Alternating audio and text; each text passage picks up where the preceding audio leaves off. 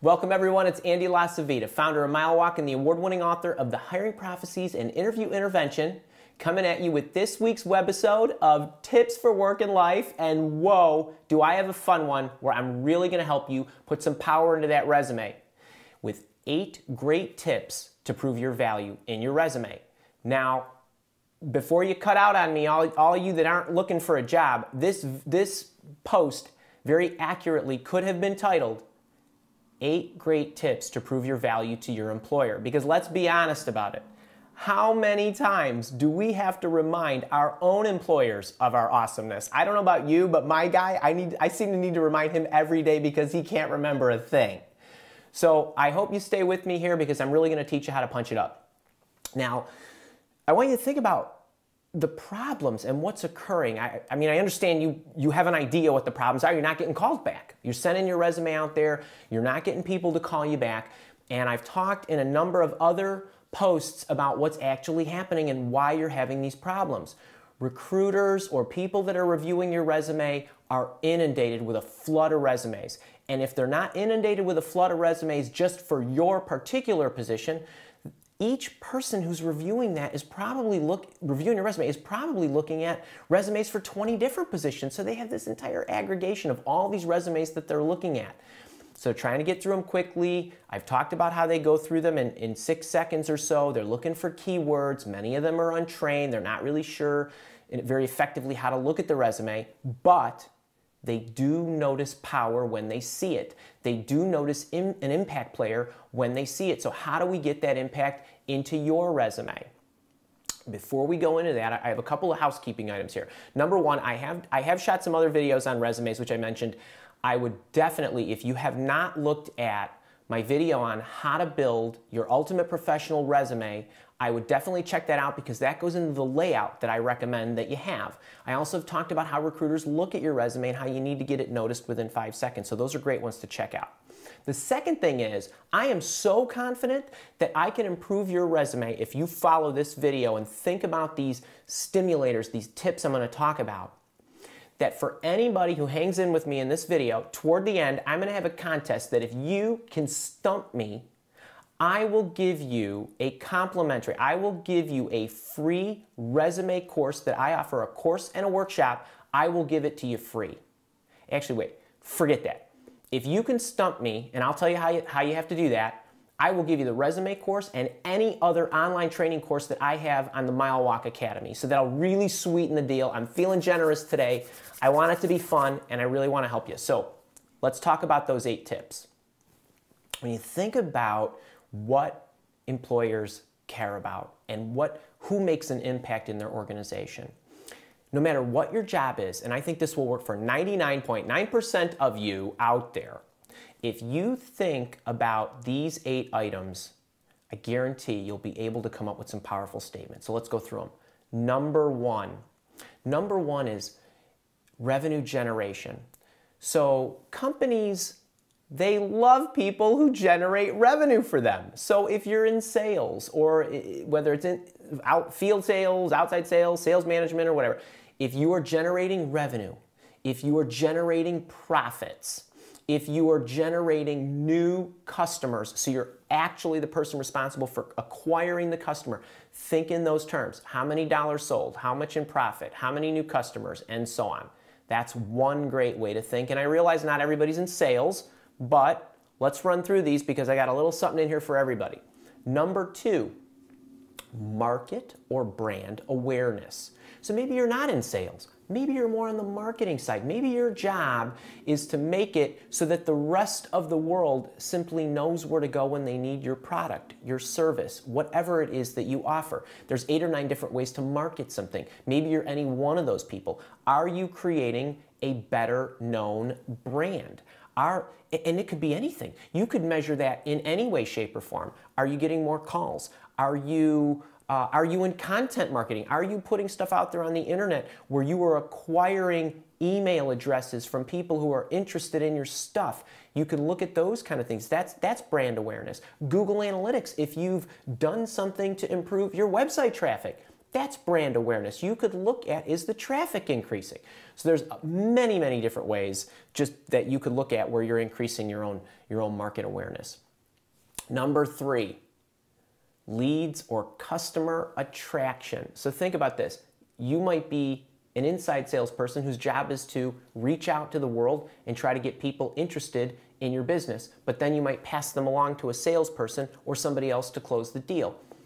That's lead generation. There's many different ways to acquire customers or leads. Maybe, let's go back to the marketing example. Maybe you're managing a booth at a job fair and you're collecting, you have all your vendors there and you're collecting business cards and building the start of a relationship with people who might be your partners, your customers, your whatever. All of that is attraction and lead generation. So how many of you produced? What's an average lead generated in revenue? Those kind of things. Number 4, customer happiness. So maybe you are in a service position. Maybe you are a call center operator when I call in because something that I own of yours is broken and it's your job to help me fix it or or get a new part or troubleshoot it. I'm sure everybody can relate to that. What are your customer satisfaction scores? What's customer retention? Think in terms of renewals. Maybe you're in the service, you're a service provider. Well, getting customers to renew because your service was great is another metric that's fantastic to highlight that is directly related to what you do. So that's number 4. Number 5, company growth. So maybe you're an executive in an organization. Maybe you are positioning it for an initial public offering or an acquisition, or maybe you're acquiring an organization or divesting or something of that nature. Maybe you're working from a security standpoint to make it healthy and tighter. All of those things that have to do with company growth and company health are fantastic ways to highlight your impact. Number 6, let's not forget about the employees and employee happiness. What about employee satisfaction? What are those employee satisfaction scores? Are your employees staying with you? Is your attrition bad or is your tenure really, really great? Are your recruitment numbers good? Are they healthy? Are your people progressing through their careers and going through the ranks and staying with you because you offer such great opportunities? That's a fantastic one. Number 7, cost reduction.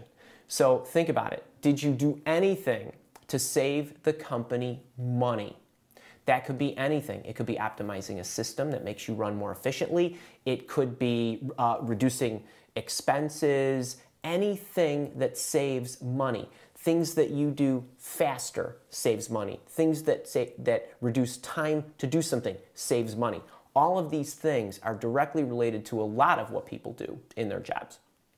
And number 8, process efficiency. Maybe you optimized a process that let the rest of the employees do their job easier, or maybe your unit, or maybe your boss, or whoever. Maybe you're an accountant and you figured out a way to reduce your company's month-end closing cycle from 15 days to 7 days. That saves money. That saves time. It saves resources. It improves the process. It probably reduces mistakes. All of that stuff is really, really great. Now, if you're thinking after listening to those 8 things, there's no way in heck that you can figure out a way to quantify it, let's run through it. Maybe you are a hostess. How many people do you care for and seat and service each night over the course of the year? What does that look like? How many, is it tens of thousands of people that you interact with? What if you're a mail carrier? How many houses do you deliver the mail to? How many pounds of mail? How many square miles do you cover every single day, year in and year out? What if you're a mechanic? How many cars have you fixed in the course of a year? What about if you're a project manager? What's the size of the budget of the project? Was it on time? Was it not on time? How many people did you manage? How many people did you coach? How many people did you mentor? All that good stuff. We can go on this all day and I can make this video hours and hours and hours going through each and every type of job, but I hope you get the picture. Now, what I want to do is, if you can't think of a way, you go in the comments on my YouTube channel or my blog and you just say, Andy, hey, this is what I am, this is my title and my job function, I'm not sure how to quantify or show impact in my position, and I will respond to you. And if I can't figure out a way for you to do that, I will give you a free resume course. It's called Build Your Ultimate Professional Resume Workshop. It's an online course and a workshop. You can have that free. And anything else on the Mile Walk Academy, it's milewalkacademy.com. Go check that out. Any online training there, you can have that free as well. If you can stump me and I cannot prompt you to figure out some way to show more impact in your resume. And speaking of my resume workshop, it's really fantastic. If you like these kind of concepts, we go much deeper. I teach you everything there is to know about the resume. There's a great workbook. There's all kinds of exercises and things for you to prepare it, formats, templates, and everything. So I really hope you check that out. All right, so let's recap them real quick. Number 1, revenue generation. Number 2, market awareness. Number 3, customer attraction and leads. Number 4, customer happiness. Number 5, company growth. Number 6, employee happiness. Number 7, cost reduction. And number 8, process efficiency. Think about it. Think about how your job relates to that. And I'll see you next week. Hey everyone, it's Andy again. I hope you enjoyed the video. I wanted to ask you for 2 favors. First, I'd love for you to subscribe to my channel so you can continue to get the new content updates when I release them, which is at least every Tuesday. Second, I want to give you my most popular download if you don't already have it. It's called Ace Your Job Interview. It's a great ebook where I put in the 14 best job interview questions that you can be asked, 43 variations of those same questions, as well as why the employer asks them and what the employer is looking for and exactly how to answer them. And I laid it out in a format that's really easy for you to see everything, study it, and remember it. So you can grab it by clicking the iCard in the upper right-hand corner, just fill in your name and I'll email it to you. Or you can go to andrewlacivita.com, my blog, and it's right there on the front page. So please subscribe, take the download, and all the other good goodies that I have on the blog for you. And until next week, have a great one.